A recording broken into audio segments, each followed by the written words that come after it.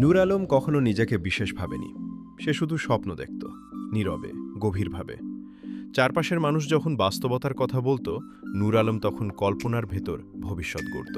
তার হাতে ছিল শুধু একটা সাধারণ মোবাইল, কিন্তু বুক ভরা সাহস আর চোখ ভরা আশা। অনেকে বলতো, এভাবে স্বপ্ন দেখে লাভ কি?